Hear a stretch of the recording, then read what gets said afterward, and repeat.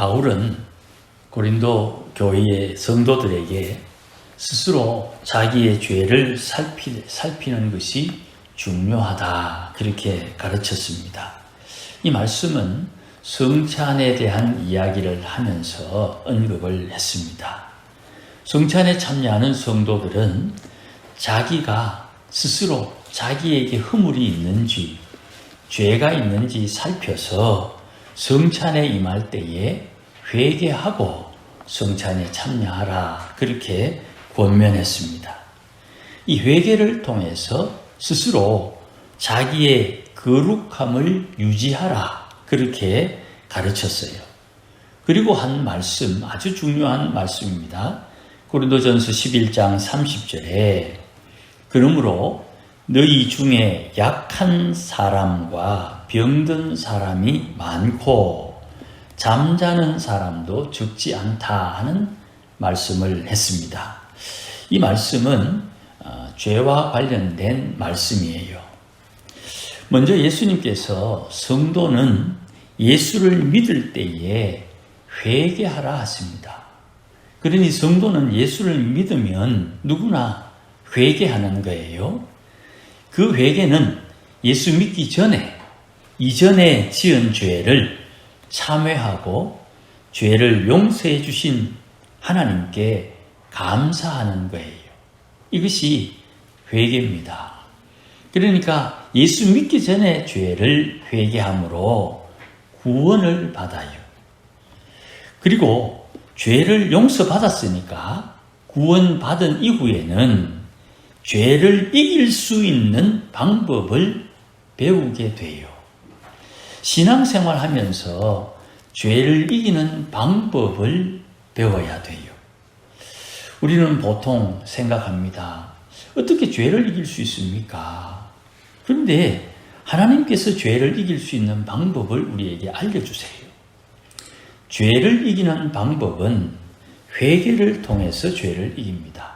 이게 제일 큰 원칙입니다.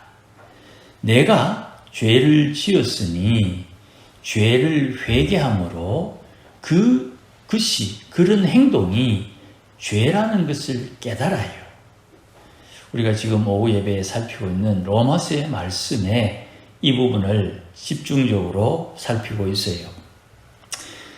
회개함으로 죄를 이긴다 하면 좀 궁금한 게 많이 떠올라요.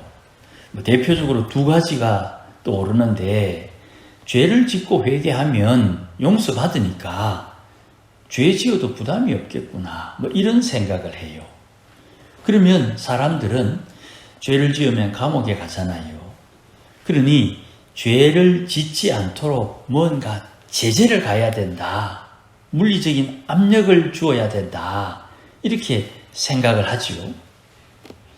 답답하니까 그런 마음을 가집니다만은 성경의 원리는 죄를 지었고 회개하고 용서받았으니까 그런 죄를 짓지 않도록 다시 기회를 준다. 그것이 회개예요.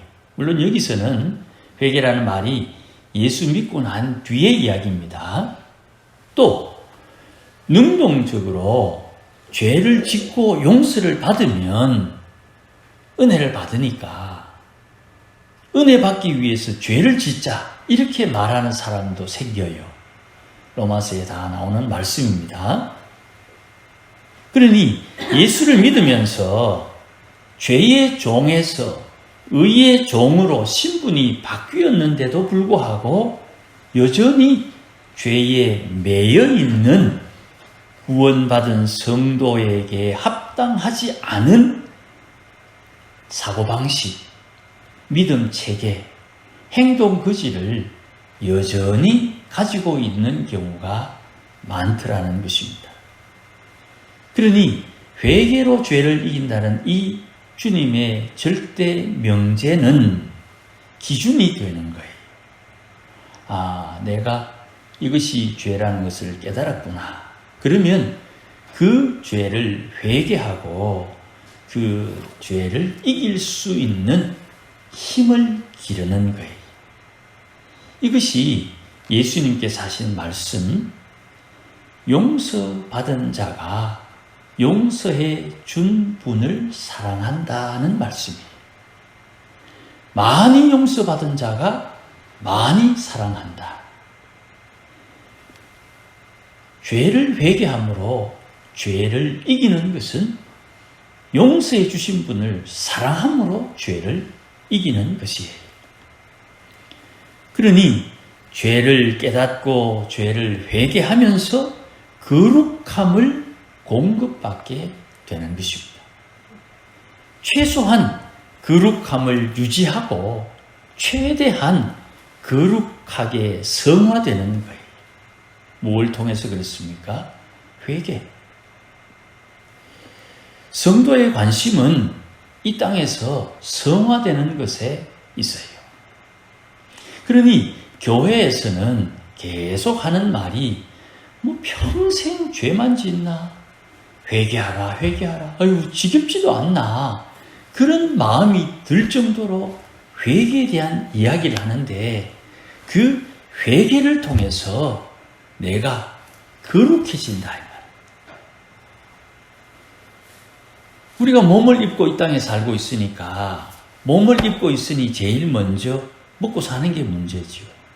그런데 몸을 입고 있는 내가 예수를 믿으면 먹고 사는 문제와 함께 성화에 우리의 마음이 쏠려야 되는 거예요. 이 땅에 사는 문제와 거룩함의 문제를 동시에 안고 삽니다. 그런데 이게 예수를 믿는 시간이 점점 지나면 지날수록 거룩함의 문제가 앞서게 되고 어느 날 문득 깨닫게 되는 것입니다. 거룩함의 문제가 해결되면 하나님 앞에 상급이 준비된다는 것을 깨닫게 되는 거예요. 여하튼 죄를 회개하지 않으면 죄가 쌓이게 되어서 내 영혼이 약해집니다. 그래서 몸의 기력이 쇠하게 되는 거예요. 내 영혼이 병들게 되고 몸이 정상적이지 못하게 돼요. 그리고 내 영혼이 육체를 떠나 잠을 자게 되는 것입니다. 이 시간이 하나님이 정해놓은 수명의 연한 안에 차근차근 이루어지는데 제명을 다하지 못하고 죽음을 맞이하는 사람들, 그들에게는 회개의 문제가 숨어져 있는 거예요. 그래서 사도행전에도 보면 예수님께서 누가복음에 보면 사람들이 하나님 앞에 예배하는 중에 성전에서 죽임을 당한 사람이 있었고 솔로몬 행각이 무너져서 사람이 죽은 일이 있었어요. 그때 저 사람들 왜 죽었습니까? 라고 예수님께 질문을 했습니다. 저 사람들이 죄가 많아서 죽었지요 라고 답을 듣고 싶어서 예수님에게 질문을 했더니 예수님께서 하시는 말씀은 전혀 엉뚱한 대답을 했어요. 저들이 너희보다 죄가 많아서 죽은 줄 아느냐? 아니다고 이야기를 하세요. 그러면 궁금하지요. 왜 죽었습니까? 예수님 말씀입니다. 회개하지 않아서 죽었다 이랬어요. 죄의 문제를 회개하는 것은 성도들에게 주신 특권이에요. 예수님을 믿는다 할 때에 예수님 십자가에 피 흘려서 우리의 죄를 용서하셨습니다. 옛날에 믿었으니까 구원받았고 이제는 구원받은 사람으로 살아야지 하는데 구원받은 내가 살아가는 삶의 핵심은 회개에 있는 거예요. 죄의 문제로 우리의 영혼이 약해지고 우리의 영혼이 병들고 우리의 영혼이 몸을 떠나 잠들게 되는 거예요. 그래서 죄의 문제를 해결하는 회개가 늘 교회에서는 강조되는 것입니다. 여러분 잘 알다시피 절집에 가면 회개하라는 말 없어요. 교회에서만 회개하라 그러는 거예요. 특별히 바울은 고린도 교인 성도들에게 성찬의 자리에서 스스로 자기의 자신을 돌아보는 마음이 필요하다. 그렇게 말씀하면서 회개는 죄를 씻고 병든 육신을 치유하는 능력이 나타난다는 것을 암시해 줘요. 오늘 본문의 내용을 보니 다윗이 지금 병이 들었나 봅니다. 얼마나 심각한지는 모르겠습니다만은 다윗은 이 병을 자기의 죄와 연결해서 언급을 해요. 오늘 본문 4절 말씀해 보시면 내가 스스로 말하기를 고백하기를 여호와여 내게 은혜를 베풀어 주십시오. 내가 주님께 범죄하였사오니 나를 고쳐 주옵소서. 이렇게 고백을 해요. 이 모든 병이 죄와 연관이 있다고 다윗이 고백하는 거예요. 모든 병이 죄와 연관이 있다. 이렇게 언급하는 것은 사람마다 조금 차이가 있고 일반화시키는 것은 조금 문제가 있습니다. 그러나 몇 가지 특징적인 사실이 있어요. 예수님께서 십자가에서 죽으실 때 좌우에 죄수 둘이 같이 죽었습니다. 그런데 예수님은 그냥 그대로 육신이 보존되는데 좌우에 있는 죄수들은 다리를 꺾었다. 그렇게 말을 해요. 이 뼈를 꺾어 뼈를 부서뜨렸다. 이게 십자가에 달린 사람이 다리에 힘을 주고 숨을 유지하는데 다리뼈를 부러뜨리면 축 처져서 숨 쉬지 못하고 죽게 되는 그런 원리를 가지고 있어요.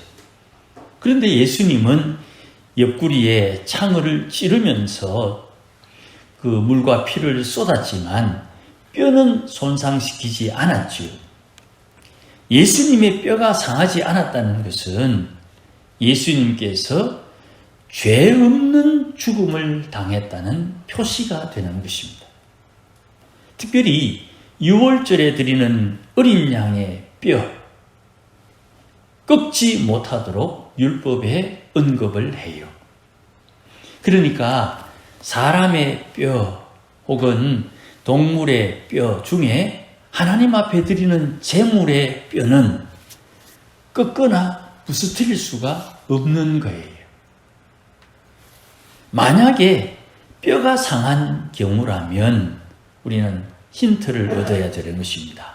뭔가 회개할 것이 있는가 하고 깨달아야 되는 거예요. 시편 34편 18절 이후의 말씀에 이런 말씀이 있어요. 여호와는 마음이 상한 자를 가까이 하시고 충심으로 통회하는 자를 구원하시는도다. 의인은 고난이 많으나 여호와께서 그의 모든 고난에서 건지시는도다. 그의 모든 뼈를 보호하시며 그 중에 하나도 꺾이지 아니하는도다. 의인의 뼈를 보호하신다는 말씀이 있어요. 이 말씀은 예수님께서 십자가 죽으시는 가운데 다시 언급되는 말씀이기도 합니다만은 이 말씀이 우리에게 시사하는 바가 있어요. 이런 영적인 지식은 우리가 급한 일을 당할 때 어찌 처신해야 하는지 도움이 되는 말씀이지요. 하나님 앞에 회개함으로 사는 거예요. 하나님 앞에 회개하는 것은 지혜가 되는 것입니다. 다윗이 지금 병든 것 왜 그런지 내용은 모르지만 분명한 것 하나 자기의 죄 때문이라는 고백을 하면서 하나님 앞에 회개하고 있어요. 병이 회복되기를 소원하는 그 방법으로 하나님 앞에 회개하는 거예요. 그러면서 하나님 은혜를 주십시오. 그 은혜는 병에서 회복되는 것이지요.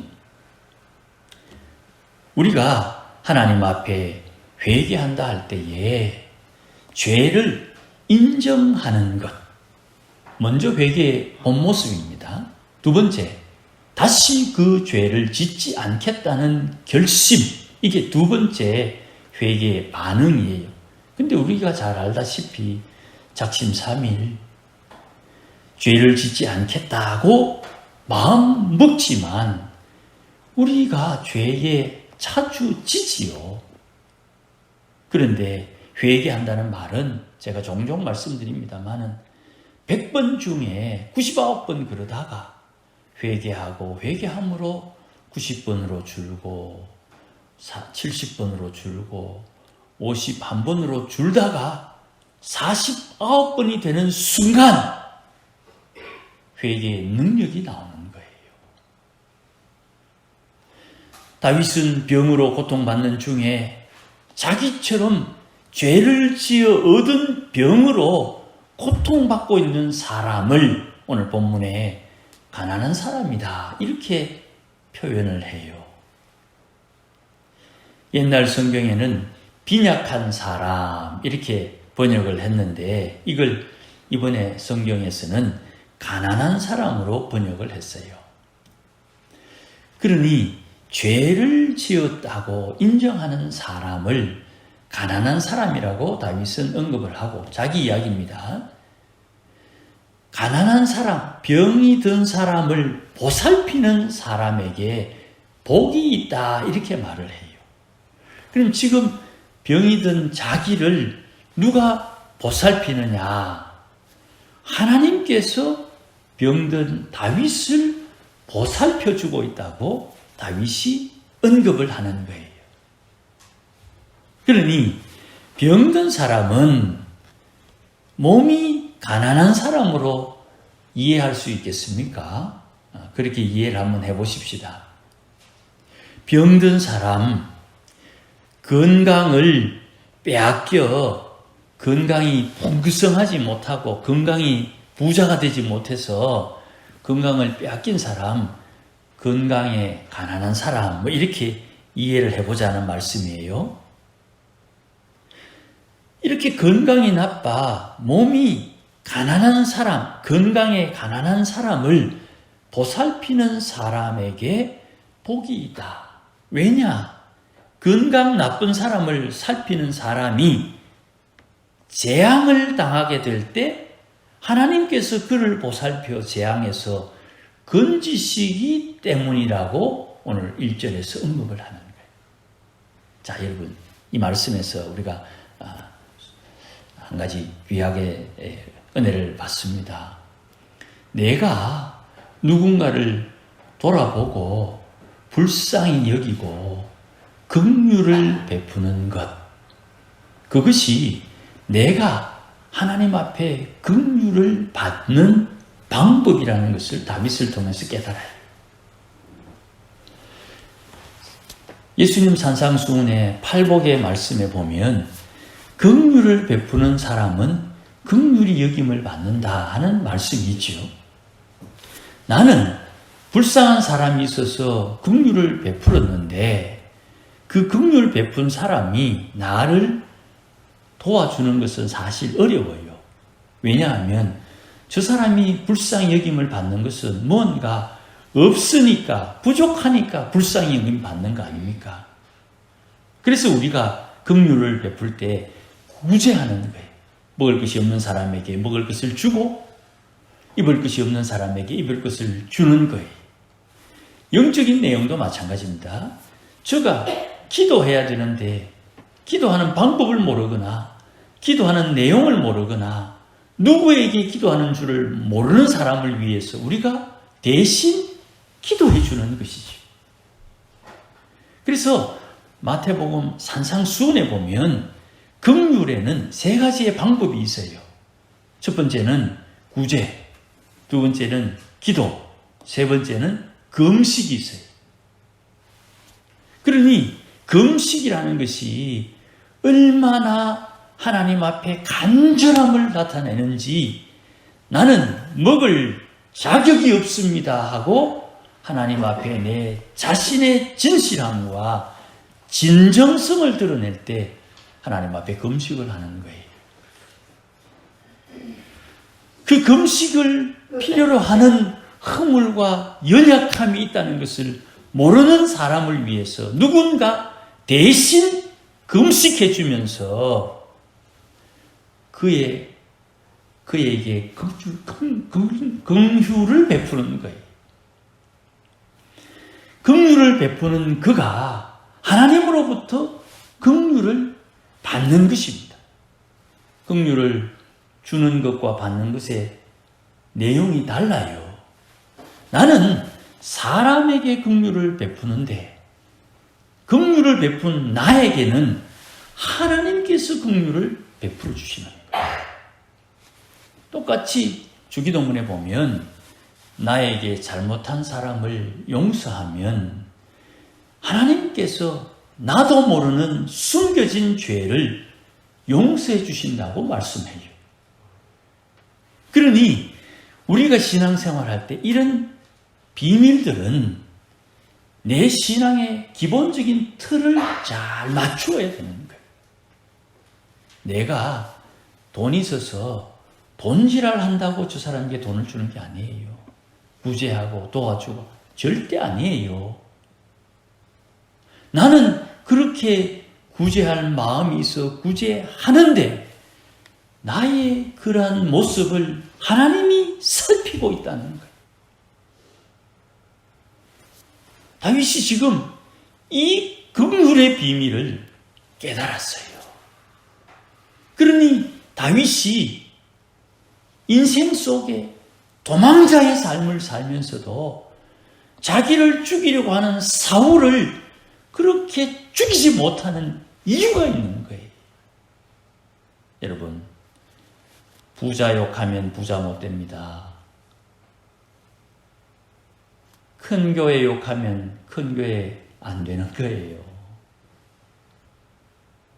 인색하게 굴면 넉넉한 사람이 안 돼요. 영적인 비밀에서 뽑아내는 우리 행동 거지가 이렇게 되는 거예요. 남 욕하는 사람, 남에게 욕받게 되어 있는 거예요. 주님이 하신 말씀이지요. 그러니 하나님의 긍휼을 아는 다윗이 그 긍휼함을 구하는 행동을 하는 거예요. 사무엘 하에서 아들에게 죽임을 당할까 도망가는 다윗이 그 도망가면서 아무 일도 하지 못하는 무능력한 사람처럼 보이잖아요. 그런데 그의 옆에 있는 친위 부대는 아주 대단한 사람들로 구성되어 있어요. 다윗이 아들을 피해서 도망가는 이 상황 속에 하나님 앞에 긍휼함을 구하고 있어요. 시므이가 와가지고 내 이럴 줄 알았다. 네가 사울에게 나라를 빼앗더니 네 아들에게 나라를 빼앗기는구나. 잘 되었다. 하나님이 너를 저주한 것이다. 이렇게 말할 때에 다윗이 그 말을 듣고 맞다. 하나님께서 저 사람을 시므이를 보내서 나를 저주케 하지 않으면 저가 감히 왕 앞에 저주하는 말을 하겠나. 저건 하나님의 소리다 하고 다윗이 그것을 인정하고 그것을 용납을 해요. 그렇다고 다윗이 빼앗았습니까? 아닙니다. 하나님께서 다윗에게 왕권을 넘겨주신 것이지요. 그러나 그 상황을 자기에게 적용하고 이해하고 인정하는 다윗의 자세가 중요한 거예요.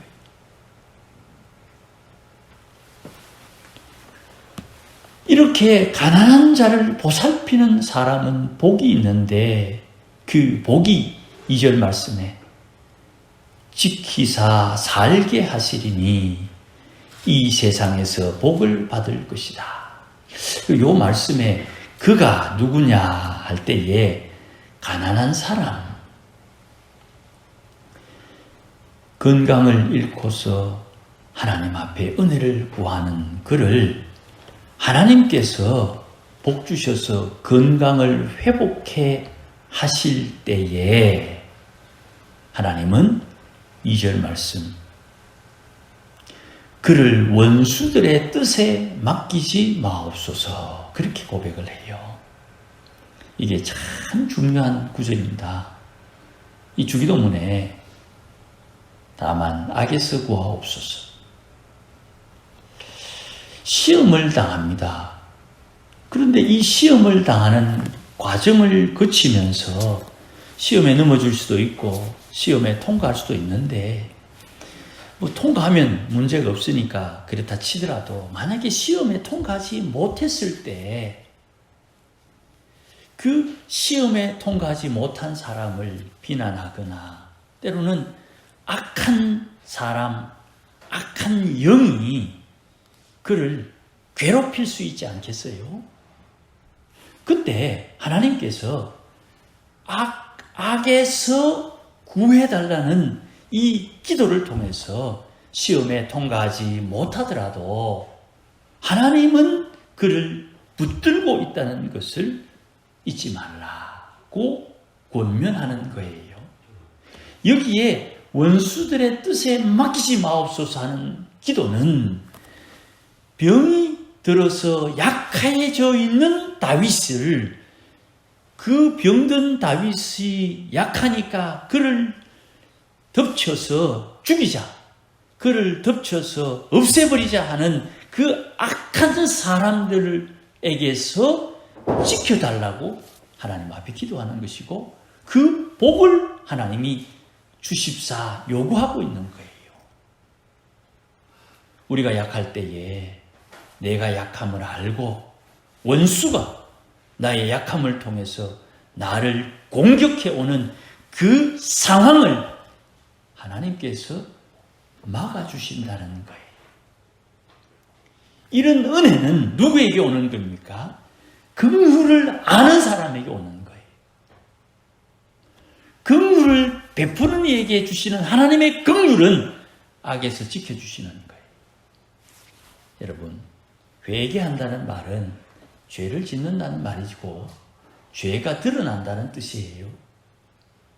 죄가 드러나서 회개할 제목이 있는 나에게 하나님은 심판을 하는 것이 아니라 보호하심으로 회개할 기회를 우리에게 주시는 거예요. 그러니 하나님 앞에 회개의 기회를 받는다는 것은, 이거는 말로 표현할 수 없는 하나님의 은혜예요. 11절 말씀에 오늘 읽지는 않았지만은 내 원수가 나를 이기지 못하게 하신다. 누가? 주님께서. 왜? 11절에 주께서 나를 기뻐하시기 때문에. 왜 기뻐합니까? 죄를 지었는데. 죄를 지었으나 회개하는 사람을 하나님 기뻐한다 이 말이에요. 다니엘에도 우리가 새벽에 지금 묵상을 하고 있습니다만은, 이 느부갓네살 왕이 꿈을 꿨는데 그 꿈의 내용도 모르겠고 지금 뭔가 엄청난 꿈을 꿨는데 이 내용이 너무 궁금해서 바벨론의 술사들을 다 불러가지고 내가 무슨 꿈을 꾸었는지, 그 꿈의 내용이 뭔지 알려달라. 이 무당들이 말입니다. 왕이여, 꿈의 내용을 알려주면 우리가 꿈을 해석해 드릴게요. 내가 지금 무슨 꿈 꾸었는지, 꿈을 꾸었는지 그 꿈 내용을 내가 몰라. 그러니 내가 무슨 꿈 꾸었는지를 알고 그 꿈의 내용을 해석해 달라. 아니, 왕이여, 꿈을 알려줘야 우리가 꿈을 해석해 주지요. 허허, 내가 무슨 꿈 꾸었는지 나는 몰라. 그 꿈을 너가 알아가지고 그 꿈을 해석해 줘. 대화가 안 되잖아요. 그러니 이 답답한 무당들이 하는 소리가, 왕이여, 그런 일은 은밀한 중에 거하시는 신들만 하는 일입니다. 그렇게 이야기합니다. 그 무당들이 말입니다. 이런 일은 신들만 하는 일입니다 하면서도 기도를 안 해요. 죽이겠다 그래도 기도를 안 해. 그런데 다니엘은 왕의 성격이 왜 그래 급합니까? 내게 시간을 주십시오. 내가 이것을 해결하겠습니다 하고 기도를 하는 거예요. 다니엘은 기도하고 바벨론의 술사들은 이건 신들만 할 수 있는 일입니다 하면서도 기도를 안 해. 이건 회개할 일이야 하면서도 회개를 안 하는 거예요. 이건 회개해야 돼 하면 주님 잘못입니다. 한 번만 봐주이소. 십자가의 보혈로 용서해 주이소. 이렇게 하나님 앞에 회개하면 되는데 회개는 해야 돼. 그런데 회개를 안 해. 기도를 해야 돼. 그런데 기도를 안 해. 이건 선을 행해야 돼. 그런데 선을 안 행해. 스스로 속고 있는 거죠. 그에게는 긍휼의 은혜가 없는 거예요. 긍휼을 베푸는 이에게 긍휼이 오고 용서를 하는 이에게 용서가 오는 거예요. 누가 먼저 해야 됩니까? 주님이 시키는 사람이 먼저 하는 거예요. 성령의 감동을 받는 사람이 먼저 하는 거예요. 주님께서 인도하시는 것에 순종할 수 있어야 되는 거예요. 이런 영적인 지식을 알고 있으면 우리가 어떤 일을 겪을 때 어떻게 처신하고 어떻게 이 위기를 극복하고 어떻게 이 상황을 돌파할지를 배우게 되고 행동할 수 있는 근거가 마련되는 것이에요. 사랑하는 여러분, 바울이 얼마나 위대한 사람입니까? 하나님께서 바울을 다윗이 얼마나 위대한 사람입니까? 하나님께서 다윗을 딱 만날 때 하나님의 마음에 합당한 사람으로 만남을 이야기합니다. 오늘도 우리가 주님 앞에 설 때에 하나님의 긍휼을 배우기에 힘쓰고 하나님의 긍휼을 입는 방법을 배웠으니 하나님 앞에 긍휼을 베풀며 사는 하나님의 사람이 되어야 되는 겁니다. 이것도 잘 안 됩니다. 그래서 또 회개하면서 긍휼을 베푸는 겁니다. 착한 일하고 선한 일하고 귀한 일 하더라도 이게 잘 안 돼요. 안다고 다 되는 게 아니고 몇 번은 되는데 이게 꾸준하게 지속되어야 되는데 이게 참 쉽지가 않아요.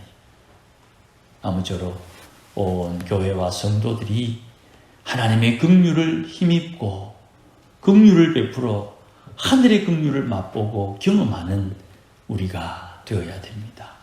그것이 이 땅에 사는 동안 누릴 수 있는 엄청난 하늘의 복이 되는 것을 우리가 발견하게 돼요. 오늘도 믿음으로 사는 주의 성도들이 오늘도 하나님의 긍휼을 의지해서 주와 동행하기를 주의 이름으로 축복합니다. 기도하십시다. 하나님 아버지 고맙습니다. 귀하신 말씀 오늘도 권면하여 주셨으니 깨닫고 순종하는 하나님의 권속들이 되게 하옵소서. 천에 하나 만에 하나 우리의 변덕스러운 마음이 하나님의 긍휼보다 앞설까 심히 두렵사오니 주님 우리의 마음을 붙들어 주셔서 하나님을 의지하는 신앙과 믿음으로 자라도록 역사하여 주시고 이런 후회와 반복을 통해서 믿음이 자라고 신앙이 자라고 또한 하나님 앞에 회개함으로 능력을 드리버 주님 기뻐하는 삶을 살도록 인도하여 주시옵소서. 예수님의 이름으로 기도하옵나이다. 아멘. 이제는 우리 주 예수 그리스도의 크신 은혜와 하나님 아버지의 극진하신 사랑과 성령님의 감화 감동 위로 충만하심이 오늘도 믿음으로 살고 하늘의 긍휼을 드리고 살기를 소원하는 모든 믿음의 권속들 심령 위에, 가정 위에, 일터 위에, 우리 교회 위에 이제로 영원토록 함께 계실지어다. 아멘.